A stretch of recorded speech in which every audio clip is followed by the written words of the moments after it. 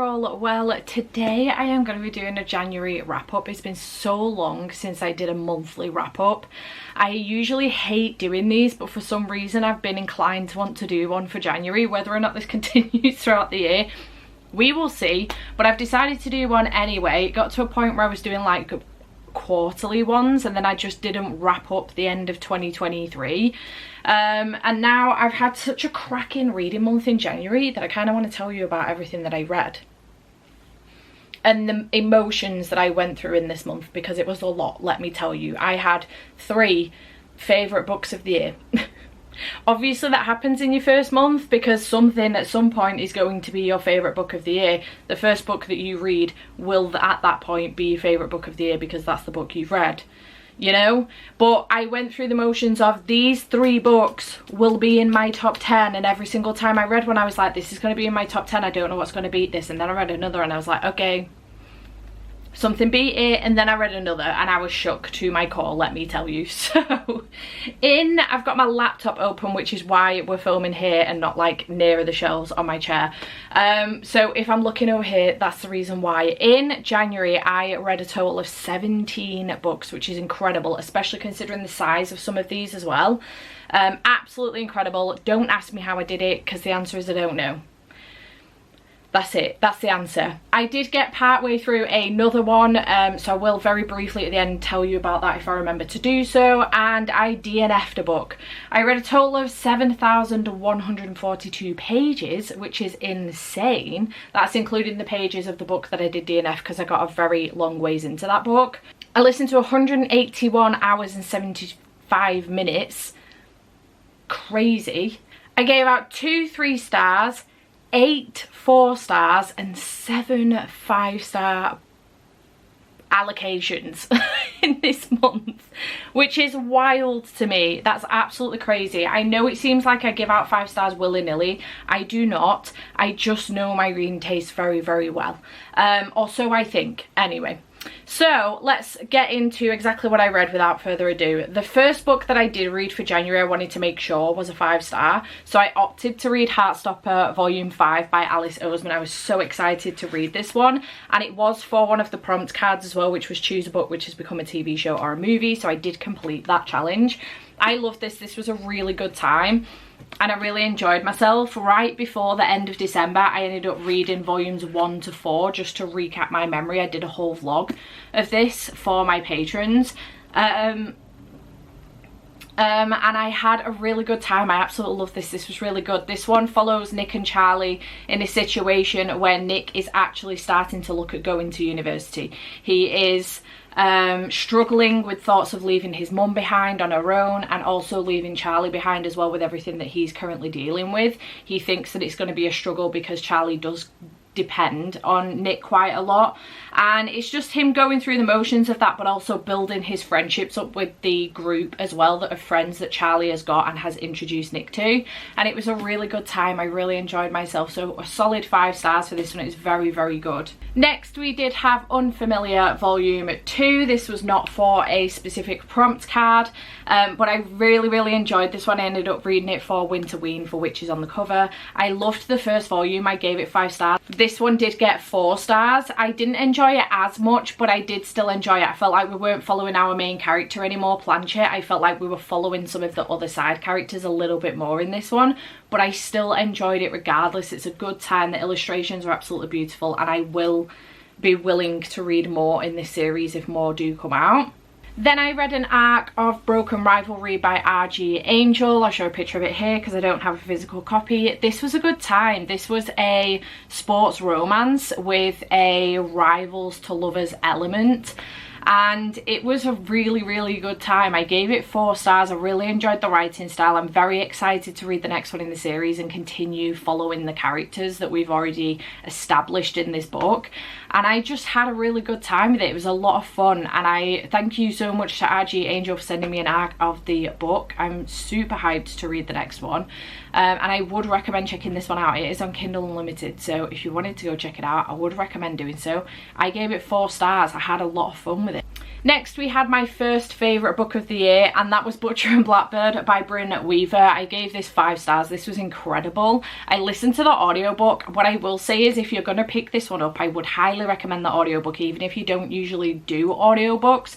The production of this was done so well.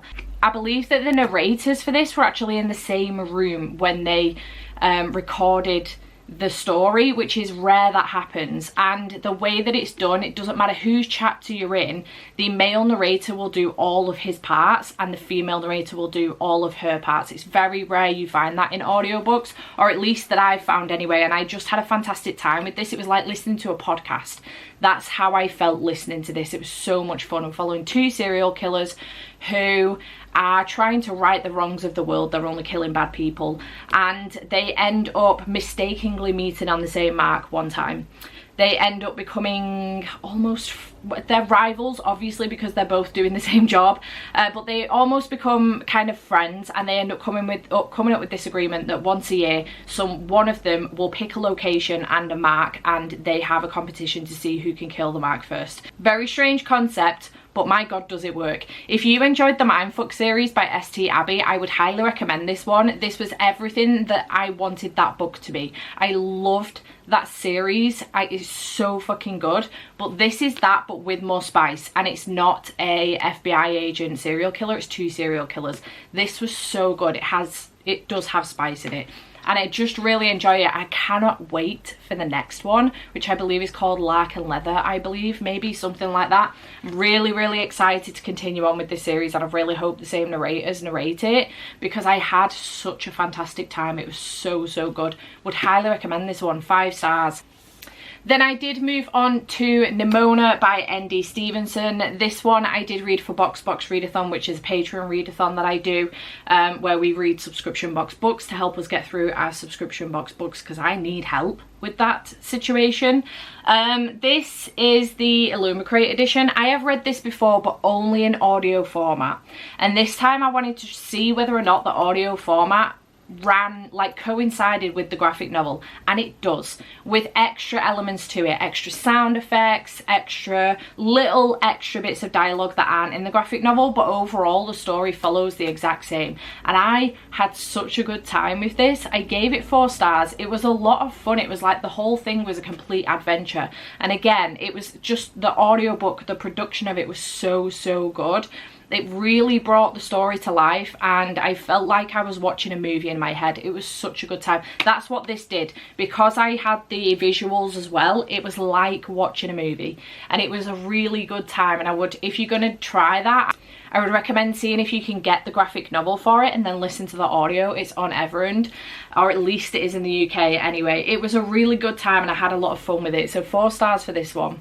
Next we had another subscription box book, and that was Heart of the Sun Warrior by Su Lin Tan. This did wrap up this series because it is a duology. I am aware that there is a collection of short stories coming out. I have ordered the book from Fairy Loot. This is the Fairy Loot edition.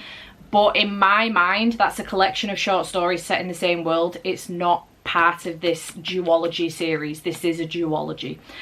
So I had a really good time with this one. Gave it 4 stars. Was really glad to wrap this series up. I don't think I necessarily enjoyed it more than I did, or as much as I did Daughter of the Moon Goddess, because I had a really good time with that one.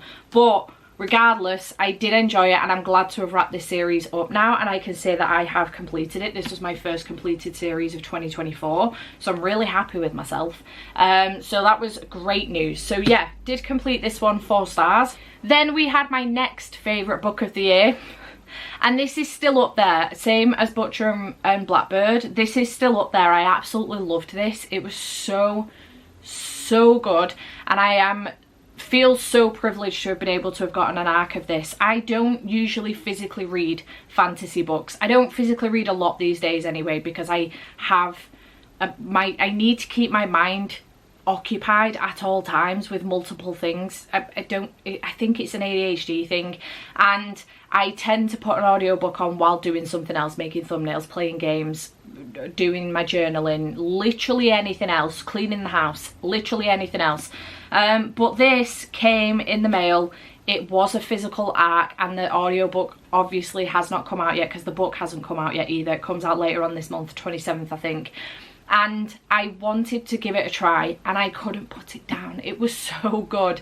That is A Fate Inked in Blood by Danielle L. Jensen. This is the new one in a new series that she's doing, a duology I believe as well, which is very exciting. I now need the second one immediately. This is the only problem with getting a nag, is that the minute I finish this, I needed the second one, and I know I'm going to have to wait at least a year probably. I truly love this. This was fantastic. This is Norse mythology inspired, Viking inspired, and it's really good. We're following Freya, who is the wife of this really horrible guy, who in this world people have the blood of the gods, and they wield some kind of power from that god. So her husband has the power to control waters and fish out of the water and things like that. Something goes down in which she ends up coming across this Jarl who would like her to fight against his son Bjorn.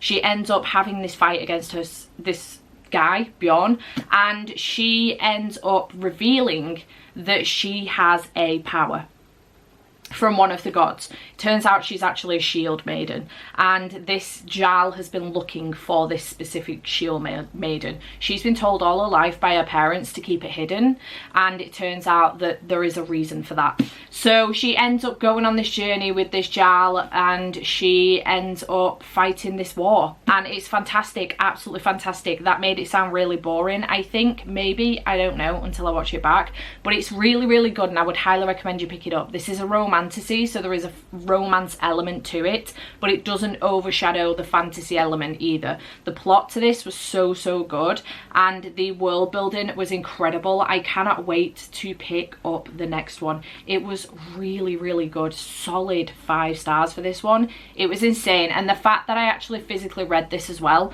was incredible. The reason why I don't physically read fantasy more so than any other genre is because I stumble on the fantastical words of places or names, things like that, and I really get hung up on it. I need to know how to pronounce the word, so I find that if somebody reads it to me, aka an audiobook, I find it a lot easier to consume. This wasn't too bad because the names aren't too difficult, the places weren't too difficult, and anything I did struggle with, I tried to use Google Translate, and that helped me out quite a lot. So whereas obviously with a random fantastical world that an author's made up, you can't just Google translate a word. The words in here are very much so translatable, so that was great. So I had a fantastic time with this. Very excited to meet Danielle L. Jensen at Rare in September and hopefully get this signed, and I'm really hyped that it's coming in a subscription box as well. So again, I read this for Box Readathon. Next, I did read Cat Gamer Volume 2. I gave this one 5 stars. This is absolutely adorable. We are following a young woman called Rico who is quite a recluse. She just likes to go home from work and play her games. She doesn't socialise much. She just goes home and games. One day a security guard comes into the office and says that a kitten has been abandoned outside the office. Would anybody like to take it home and adopt it? And she, for some reason, she's no idea why, says yes. So she takes the kitten home, and this is basically a story of her figuring out how to look after this kitten but implementing her gaming knowledge in doing that. It sounds really weird. It's so adorable, and every now and then we get a strip from the cat's POV, and it's just so adorable. I love this. I gave it 5 stars. I'm very excited to continue on with the series. I've got Volume 3 and Volume 4 comes out later on this year, so I'm really hyped to continue on with this series. Had a fantastic time with this. Next, I did in fact read and complete Jade Legacy by Fondly.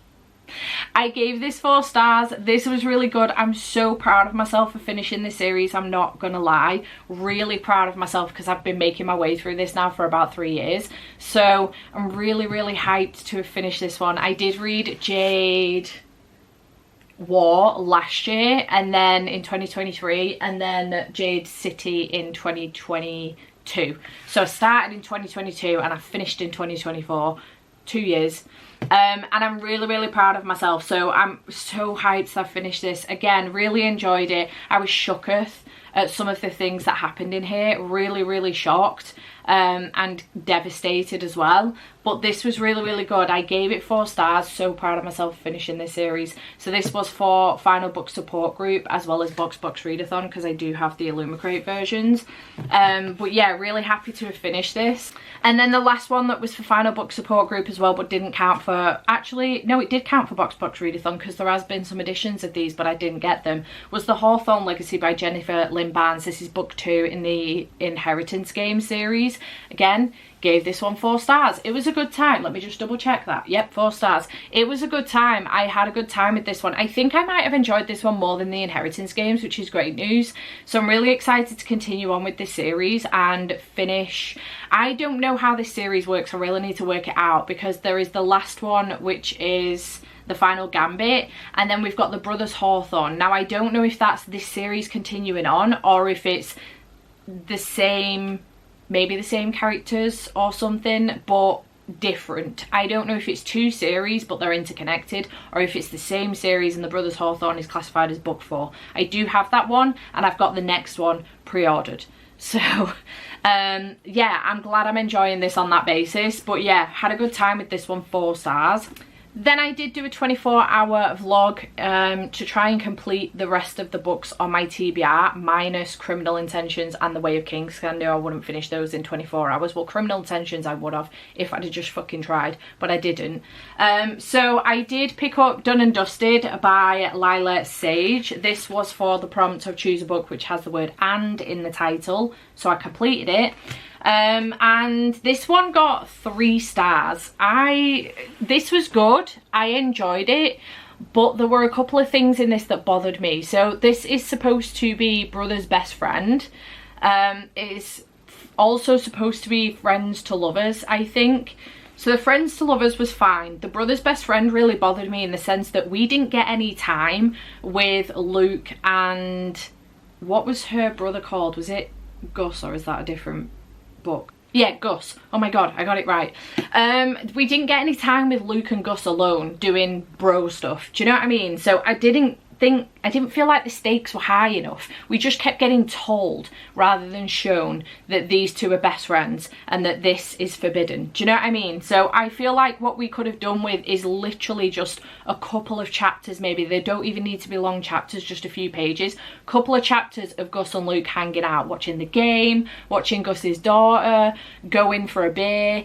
Anything, literally anything. They could have done anything together, but just them hanging out so that I can get a feel of what their relationship is like, and I can be invested in the fact that, okay, yeah, I understand why this could go haywire. All we had was the 3rd act conflict, in which when he found out, he kicked off big time, and I was like, for what reason?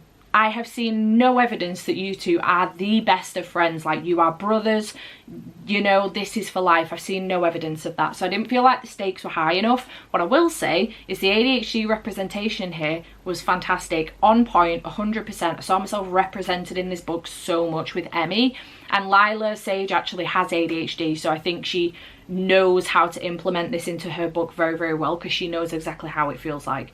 So points for ADHD, no stakes as far as the brother's best friend was concerned, but 3 stars overall. I enjoyed it for what it was.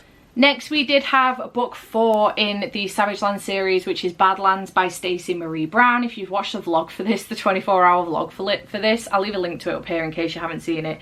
But if you do, I actually start off by saying, and I did that as well for in the TBR, I actually told you I was going to read Bloodlands, which is book 5. As soon as I started the audiobook, I was like, what is going on? Something's wrong. I skipped a book, and then very quickly realised that I needed to pick this one up first because I hadn't read it yet. 4 stars for this one. Really enjoyed it, having a great time with this series. I'm really, really having a good time, and I'm so proud of myself for sticking with this buddy read, because it is for Becca's Alpha Ho Patreon book club. So I'm really, really excited. I'm so glad that I had the opportunity to be able to pick this series up as well, because I only had Savage Lands and Becca wasn't sure that I was going to enjoy it, so I'm really glad I've had the opportunity to pick this up. Brexley is our main character. She is 19, 20 years old, and 20 years ago the Fey Wall fell in a war between the Fey and the humans. her mother died giving birth to her, and there was like a significance to the date that she was born. Anyway, fast forward to current day, she is now the ward of the king and queen, in love with their son, her best friend. And in order to get her kicks, because obviously she needs to act a certain way because she's the king and queen's ward, in order to get her kicks, she ends up jumping on the trains that travel to and from the Feylands and human lands, stealing things off of the train that are vital things for people, humans, to live, and selling them on the black market for a reasonable price so that people can get them that need them. However, one day she ends up getting caught on the train, and she ends up getting thrown into a Fey prison, in which she meets Warwick Farkas, who she catches his eye, and things kind of go from there. And this is absolutely wild. I love this series. It's so good. I'm having a very good time. The writing is nothing incredible, but the story is addictive, and that's the reason why I keep going back. Very much so reminiscent of Zodiac Academy. The writing isn't like great, it's never going to be a masterpiece, but it's very addictive. There's something in the pages, there's got to be. So 4 stars for this one. Then I did read The Couple Next Door by Shari Lapina. This one also had a prompt, which was to choose a book which is pre-loved. This is secondhand, so I did complete that prompt, and this was my second 3-star of the month. This one was good. It's following 2 parents that go to a dinner party next door, and they end up leaving their child at home. They think that everything's going to be okay. Mum's a bit anxious about it, but dad pushes for it. They think everything's going to be okay. They've got the baby monitor, and they go and check in on it every half hour. When mum and dad go home for the evening, around about 1 AM maybe, they get home to find their daughter is missing, and the story goes from there. Sick to death of parents leaving children on their own. You've had those children, look after them, or at least make sure somebody is going to. And if the nanny bails at the last minute, you bail on your plans. That is all. That is all. Anywho, the premise of this was very, very good. I did enjoy myself with it. It got 3 stars because it told us everything. Halfway through the book, we knew everything. We knew who the person was that had done it and that had caused it. There were some reveals at the end I wasn't expecting, which was good, but I prefer my thrillers where I find out everything at the end. I'm trying to build it up in my head. I've got suspects. I'm trying to figure out who it could be, what they could gain from this. That's my enjoyment in thrillers. If I find out halfway through who at least one of the people is that's been involved in this, I lose interest. I'm just literally trying to get to the end to find out everything. Every single thing, apart from just part of it. Do you know what I mean? So I didn't enjoy this as much as I hoped I would, because we found out halfway through what was going on with at least one of the characters. But overall, 3 stars. It was a good time. Very fast read as well. So I'm glad I've read it now, and I've tried a Shari Lapina. I may try more from her, we'll see. We have my biggest disappointment of the month, potentially of the year. I am absolutely heartbroken about this situation. I'm not going to lie. We had a prompt which was to choose a book where the blurb starts with a name, and the book chosen was Jasper Vale by Devney Perry. This is book 4. I've got to move them now because I'm pissed off with the whole series. I've moved them behind some of my other books to let some of my other books that I enjoy more in front.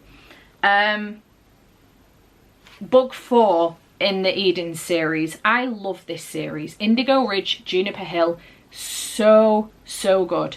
Then we had Garnet Flats, which I didn't enjoy as much. I think that might have gotten a 3 or 4 star. This, I DNF'd with 120 pages to go, and I'm really fucking mad about it. Really, really mad about it.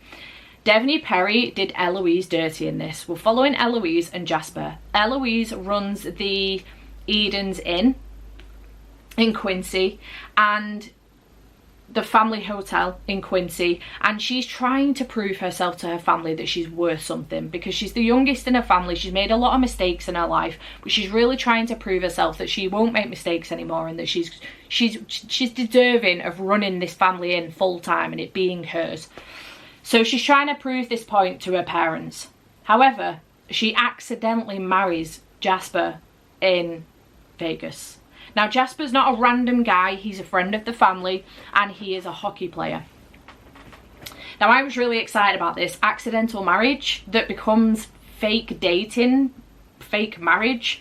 I was like, great, this sounds fantastic. I love Eloise as well. We've been building her character up throughout the other books, and I love these books because of the family element as well. Several things in this really fucked me off. We didn't get as much of the family element as I was hoping for. We had one family dinner in which Jasper ruined the whole fucking thing.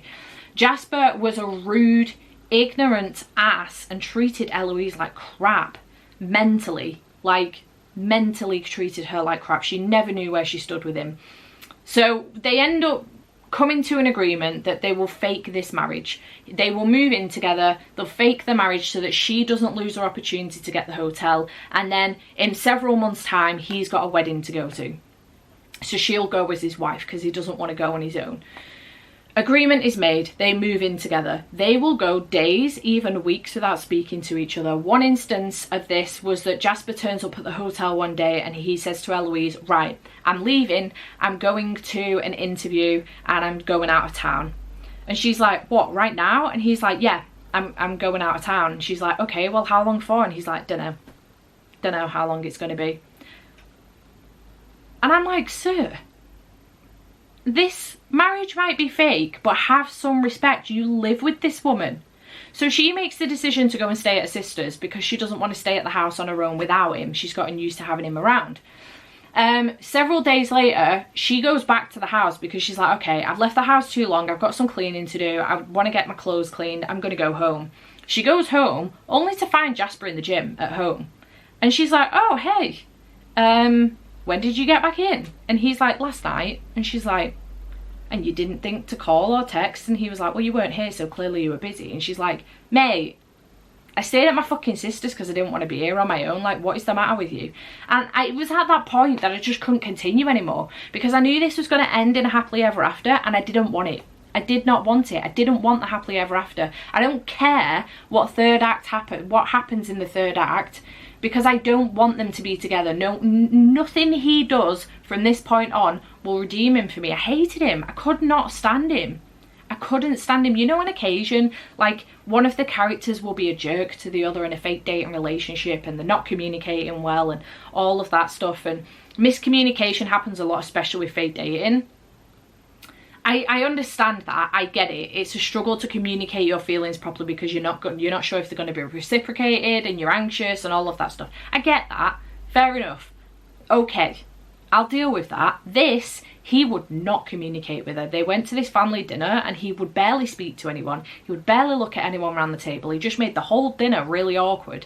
And in his mind, all I got from him was that he didn't want to make this a nice dinner because he didn't want to get involved with the family too much, because when it's all said and done, despite the fact that he's friends with the family already, when it's all said and done and they split up inevitably, because he doesn't think in any way, shape or form this can be a complete relationship, the family will hate him and he doesn't want that. So if he doesn't commit to the family, then there's no way they can hate him, right? I just didn't understand this man's logic and I hated him. I couldn't stand him and I didn't want her to be with him. The only ending I wanted out of this was that she realised how much of an asshole he was. She divorced the man, she left him, and she found someone else. That's the only ending I wanted, and because I knew I wasn't going to get that, I didn't want to read the last 120 pages. Didn't even get to the point where they went to the wedding. I didn't care. I did not care. So I DNF'd it. And I'm really mad about it. Really mad. If you want to see me go on a rant about it, go and watch the vlog that I read it in, which was a 24-hour vlog, because I lost my head in that vlog with this book. I was so fucking angry about it. Anyway, I then moved on to a book that wasn't on my TBR, but I fancied reading anyway. I just fancied a thriller in that 24 hours. So I picked up What Lies in the Woods by Kate Alice Marshall, and this was a really good decision. I gave it 4 stars, especially after DNF in Jasper Vale. I gave this 4 stars. This was a really fast read. We're following 3 main characters in this one. Mainly Naomi Shaw, who many years prior, 22 years ago, was attacked in the woods. And her and her friends ended up putting this man in jail. Now, 22 years on, this man has now passed away. And she is at a point in her life where she's not 100% certain if she's happy with what happened with this situation. She doesn't really remember anything that happened, and her statement that she gave the police, she thinks might be false. because she didn't really remember anything. She just agreed with her friends who were called Cassidy and Olivia. She agreed with what they'd said, because she was like, well, if they said that that's what happened, then that must be what happened. Obviously this girl's been attacked, she can't 100% remember what happened. Turns out that may not be the case. There is a podcaster in here as well, not specifically a podcast element, but a podcaster helped her out with her own investigation, and there are some indifferences within the friendship group as well. Olivia would like Olivia would like to tell the police exactly what happened. Cassidy would not. So there's some indifferences within the friendship. These girls haven't seen each other for a long time, and they want to find out what happened. Turned out the guy they put away as well was actually was also like a serial killer. She wasn't his only victim. So yeah, there is that in there as well. But yeah, this was really good, and I gave it 4 stars. It's very interesting, incredibly atmospheric, quite dark, so I really had a good time with it. Then I needed saving from Jasper Vale. So I picked up Powerless by Elsie Silver, which also had a Jasper in it, but I really liked this one. This one I adored. He was an absolute gem. So this one was Best Friends to Lovers, which is one of my favourite, probably now my favourite trope. I'm not going to lie, it used to be fake dating, but because my own relationship is best friends to lovers, I kind of lean into that more now because I see my own relationship a lot in it. We're following Jasper, and we're also following Sloane. That's Jasper's chapter. Yes, Sloane. And we start off following Sloane on her wedding day. She's getting married to this guy that she doesn't really want to marry, but her parents have said it's a really good match. This guy's a great guy, blah, blah, blah. She ends up finding something out right before she's about to walk down the aisle, and she runs away from this wedding. Okay, so here's the situation with the family in this. In the first 2 books, Flawless and Heartless, were following the Eaton family, and Eaton or Easton, I get this wrong every fucking time. Eaton family. Sloane is a cousin of said Eaton family. Jasper is kind of like an adopted brother. He was never officially adopted, but he essentially grew up at the ranch and with the Eaton family because his parents were terrible parents and they didn't really care. So he was essentially kind of like adopted in as another brother. So they're not related, but he's deemed a brother of this family. She is a cousin by blood. He is not blood related. So just to set the tone, that's what's going on. From the first day that Jasper and Sloane met each other when they were very young, they became best friends, and they always have. So Jasper is the only one from the Eaton family that's been able to make the wedding, and he's representing the Eaton family at the wedding. So when Sloane does a runner, Jasper helps her out, and he gets her out of there, takes her to Wishenwell Ranch, which is the Eaton family ranch, and she lays low down like there for a while.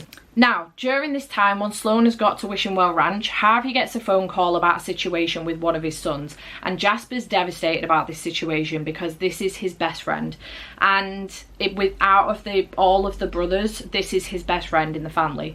So he's really gutted. So he's helping Sloane out run away from this wedding and get over this whole situation. She's now helping him out with this situation, and because they're both being there for each other, they're leaning heavily on each other, they've become very close.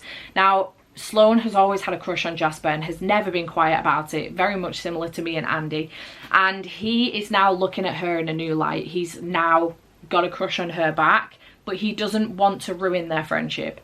So I just really love this. This was so good. I gave it 5 stars. It was so fucking good. I actually think that this one rivals, I don't think it did actually, when I double checked the ratings, this got a 9.57. I think Heartless got a 9.71, but it's very much so up there with Heartless. I really enjoyed this one. It was so fucking good. So yeah, really enjoyed this. 5 stars. Then the last 2 books of the month, I did pick up Binding 13 by Chloe Walsh on impulse, essentially. I was way too intrigued to know why this book needed to be 800 pages, so I decided to pick it up and find out for myself, and boy is this worthy of those 800 pages. Every last one. This could have been another 100 pages long and I would have read it. I would have ate that shit up. This was so fucking good. Say hello to my favourite book of the year, which I have no doubt will be my favourite book of the year by the end of 2024. Because this got 10s across the board on Corepile, and I have never in my life had a book do that in my life. In the last 3 or 4 years that I've been using Corepile, have a book do that. I've never given 10s across the board, ever. ever. This is now one of my favourite books of all time. This was so good. We're following Shannon and Johnny. Shannon comes from quite a poorish family in which there is her and 5 brothers. There's 6 of them in total. Mum and dad. Very violent household. Domestic violence. Just be wary of that going in. Domestic abuse. And she is a target for her dad because she's the only girl. Now, Shannon is 15 when we start off in this book. She turns 16 relatively early on in the book. And she goes to a school in which she is being horrifically bullied. Not just verbally, but physically as well. Horrifically bullied. Really, really bad. And her mum has had enough. She's had enough of it. She drags her out of school and she ends up sending her to Tommen School, which is a private school that her 2 best friends go to, that her parents have never been able to afford before. Her mum's taking extra shifts to be able to pay for tuition, and she ends up going to this school. First day in school, she ends up having to go back to the bathrooms on her way to class one afternoon because, well, first afternoon in school. She's gone and left her phone in the girls' toilets, and on her way back to class then she cuts across the rugby fields because it'll be quicker, and she ends up getting hit in the back of her head with a rugby ball from Johnny, who is our other main character. And this kind of all goes from there. Her mum immediately thinks Joey's bullying her. It turns out that's not the case. It's just a complete fucking accident.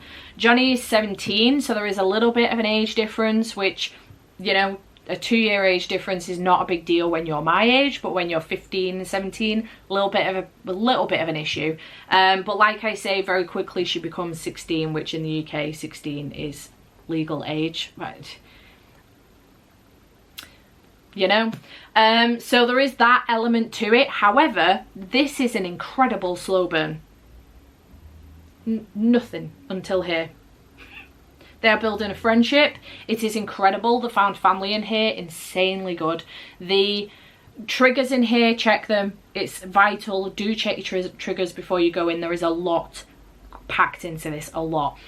And you get every single intricate detail into these kids' lives. Every single detail. And I loved it. I know these kids back to front. I know them. It's like they're my siblings, not related to each other. Obviously, that would be weird. But it's like Shannon's my little sister and I needed to take care of her repeatedly because she needed it. She just needed a big hug. She needed a big sister that would stick up for her and look after her and get her out of that fucking house. And my heart broke. I sobbed for 20 minutes after finishing this book. It got 5 stars, 10s across the board, absolutely perfect score. There was literally not a single thing wrong with this book. It wasn't too long. There was a lot of dialogue in here and I loved it. The audiobook was very good because both narrators were Irish, because it's set in Ireland, and it was really, really good. I fucking love this. I felt every single emotion there is possible to feel in a book. Every single one. And I loved it. And on that basis, I went straight into keeping 13. Which I also gave 5 stars, but not 10s across the board. This one is a bit longer. But it was still fantastic. I still sobbed. I still laughed my head off. I still am completely invested in these characters. We follow Shannon and Johnny in this one. I believe in the next 2, Saving and Redeeming 6, we follow Joey, which is Shannon's brother, one of her older brothers. And then in Taming 7, I think it's called, I think we're following Claire and Gibbsy, which I'm really excited about because I'm thoroughly invested in them 2 already. But yeah, so far, loving this Boys of Tommen series. I'm having a great time. I wasn't expecting that. I was literally picking this up to find out why it was a brick, because no contemporary or romance has any business being this big, except this one. The exception to the rule, there is always one. Or 2, as the case may be, or 4, 5, as the case may be. Am I concerned that my top 5 could end up being the Boys of Tommen series for the year? A little bit, yeah. Is it a high possibility? Yeah, mum.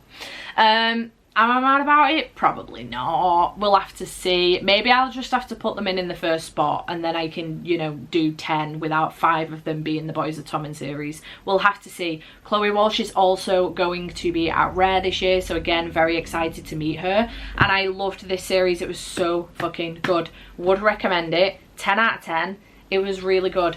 check your fucking triggers. For God's sake, check your triggers. I wouldn't hate for anyone to be triggered by this series. I would tell you exactly what they are, but I do not want to spoil it. But domestic violence is very, very, very prominent in this book and gets increasingly bad as the book goes on.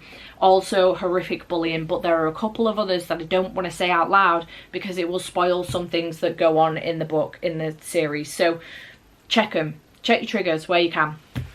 Loved it. 5-star. Favourite book of the year. Outstanding. So as far as these are concerned, I completed 4. My last one was For the Way of Kings by Brandon Sanderson. Oh, it's gone in the other book. I didn't quite finish this by the end of the year. I did get to page 538, I think it was, 538. Didn't quite finish it, part 1. But I will be finishing this in the whole book because it's set in, you know, it's put in 2 parts in the UK. I will finish the whole book by the end of February. I'm telling you right now, I'm going to do it 100%. I have to. I need to. It can't go on any longer. But I did make some progress, so I'm really happy with that. But Criminal Intentions was the only book on my TBR that I did not get to. And I'm okay with that because I ended up reading over 1,600 pages of this, which I was not anticipating. So it was not on my TBR, but I did it anyway. So yeah, that was everything I read in January. This ended up taking me so much longer than I anticipated. I didn't want to tell you the synopsis of all of the books. It would have taken even longer. But if you want to go and check them out, feel free to do so. But chat to me in the comments down below. How did you get on in January? Did you have a good start to the year? Please don't compare your reading to mine. I do this as a full-time job. I am a booktuber full-time, so my job is literally to read and tell you about it and promote books and stuff. So that is my full-time job. I have a lot more extra time than the majority of people. So please don't compare your reading to mine. Whatever you managed to read in January is fantastic, and I'm very, very proud of you, and I hope you enjoyed it, whatever it was. And yeah, chat to me in the comments down below. Do you have a favourite book of the year already? What are you anticipating for February? Did you enjoy this wrap up? And I shall see you in my next video. Bye for now.